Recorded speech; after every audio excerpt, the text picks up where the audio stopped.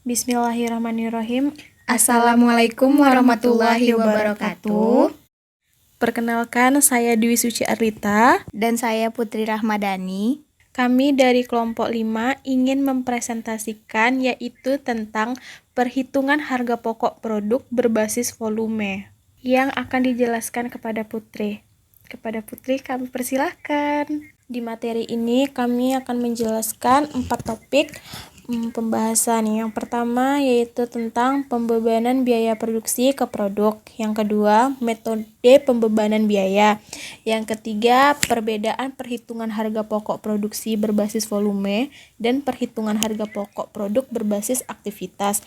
Yang keempat, pembebanan BOP ke produk dalam perhitungan HPP berbasis aktivitas. Baiklah, saya akan menjelaskan yang pertama, yaitu pembebanan biaya produksi ke produk. Ada setidaknya 2 persoalan dalam pembebanan biaya, yakni pertama, keakuratan pembebanan. Pentingnya keakuratan pembebanan tidaklah didasarkan pada berapa biaya yang terjadi, namun lebih didasarkan pada konsep relatif yang menyangkut kelogisan metode pembebanan biaya. Tujuannya adalah untuk mengukur dan membebankan seakurat mungkin biaya sumber daya kepada objek biaya. Artinya, apa yang dibebankan sesuai dengan apa yang dikonsumsi.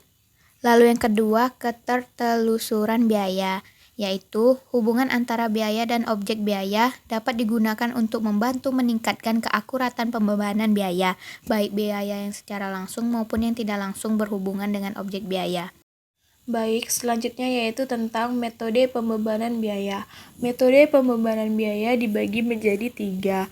Yang pertama, penelusuran langsung.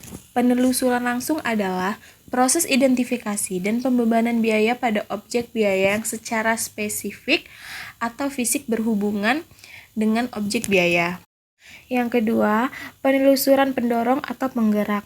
Sehubungnya dengan kenyataan bahwa tidak semua biaya dapat diamati secara fisik pada objek biaya, maka untuk mengamati dan mengukur konsumsi sumber daya objek biaya digunakan pendekatan pertimbangan sebab akibat atau disebut pendorong atau penggerak. Yang ketiga yaitu alokasi biaya. Biaya tidak langsung tidak dapat ditelusuri ke objek biaya karena tidak ada hubungan penyebab antara biaya dan objek biaya. Pembebanan biaya tidak langsung ke objek biaya disebut alokasi biaya. Karena tidak ada hubungan penyebab antara biaya dan objek biaya, maka pengalokasian biaya tidak langsung didasarkan hubungan dekat atau beberapa asumsi. Lalu yang ketiga, perbedaan perhitungan harga pokok produksi berbasis volume dan perhitungan harga pokok produk berbasis aktivitas. Perbedaan utamanya ada pada pembebanan BOP ke produk, karena BOP merupakan biaya tidak langsung produk, yang tidak dapat secara mudah dan akurat ditelusuri ke masing-masing produk yang dihasilkan.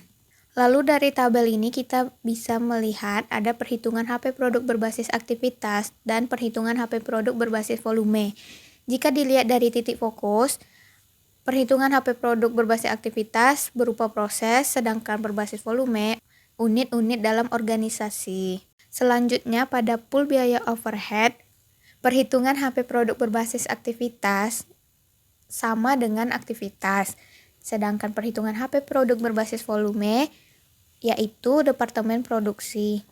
Lalu metode pembebanan biaya yang berbasis aktivitas menekankan pada penelusuran reverse tracing. Sedangkan yang berbasis volume menekankan pada alokasi.